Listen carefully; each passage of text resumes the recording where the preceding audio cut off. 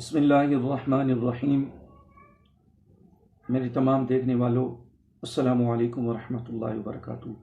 آج آپ کے سامنے ایک ایسا عمل بتانے جا رہا ہوں کہ جو انتہائی قبیح عمل ہے اور جہنم میں لے جانے والا سبب بنتا ہے۔ اللہ تعالیٰ ایسے عمل سے ہمیں محفوظ فرمائے۔ وہ عمل کون سا ہے؟ وہ عمل یہ ہے کہ مسلمان سے تعلق توڑنا جہنم میں لے جانے والا عمل ہے۔ صحابی رسول سیدنا ابو ہریرہ رضی اللہ عنہ بیان کرتے ہیں، نبی پاک صلی اللہ علیہ وسلم نے فرمایا، لا یحل لمسلم ان یہجر اخاہ فوق ثلاث فمن ہجر فوق ثلاث فمات دخل النار۔ کسی مسلمان کے لیے جائز نہیں، کسی ایمان والے کے لیے جائز نہیں ہے کہ وہ اپنے مسلمان بھائی سے 3 دن سے زیادہ اپنا تعلق توڑے رکھے۔ جس نے 3 دن سے زیادہ تعلق توڑے رکھا اور اسی حالت میں مر گیا، اسی حالت میں اگر اس کو موت آ گئی تو وہ جہنم میں جائے گا۔ استغفر اللہ۔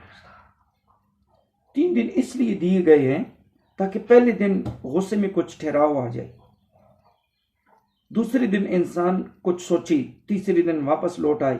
عموماً 3 دنوں میں غصہ ختم ہو جاتا ہے۔ 3 دن سے زیادہ قطع تعلقی کی اجازت شریعت نہیں دیتی۔ نبی مکرم صلی اللہ علیہ وسلم نے ارشاد فرمایا، لا یحل لمسلم ان یہجر اخاہ فوق 3 لیال یلتقیان فیعرض ھذا ویعرض ھذا وخیرہما الذی یبدأ بالسلام۔ کسی مسلمان کے لیے حلال نہیں ہے کہ وہ اپنے مسلمان بھائی کو 3 راتوں سے زیادہ وہ چھوڑے رکھے۔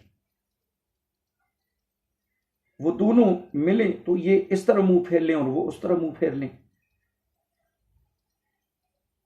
ان دونوں میں سے بہتر وہ ہے جو سلام میں پھیل کرے۔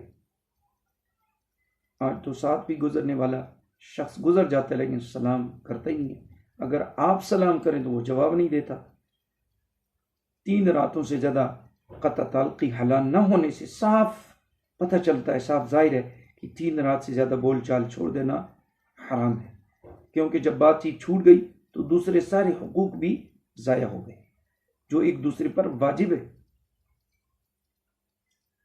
مثلا سلام کرنا، عیادت کرنا، دعوت قبول کرنا، چھیں کا جواب دینا وغیرہ وغیرہ۔ اگر ایک سلام میں پہل کرتا ہے دوسرا جواب نہیں دے تو وہ گنہگار ہے، لیکن یہ پہلا شخص گناہ سے بچ جائے گا۔ قرآن پاک میں ہے، ادفع باللتی ہی احسن، برائی کو بلائی سے دفع کرو۔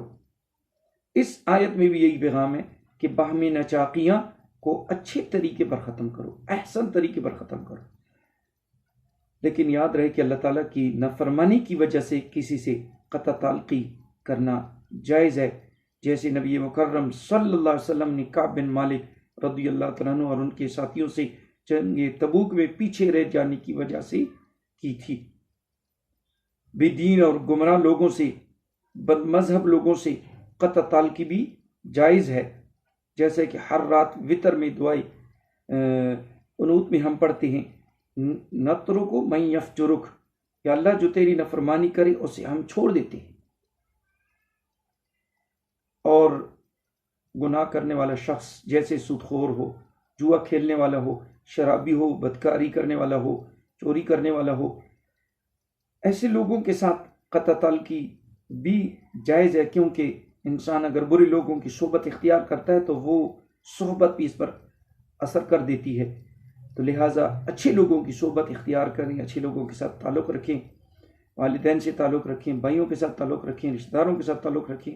اس عمل سے جو قطع تعلقی کا عمل ہے، اللہ رب العالمین ہمیں اسے محفوظ فرمائے، کیونکہ یہ بہت سخت اور بدترین قسم کا عمل ہے جو جہنم میں لے جانے والا سبب بن جاتا ہے۔ لہٰذا اللہ تعالی ہمیں آپس میں اتفاق، اتحاد اور محبت نصیب فرمائے۔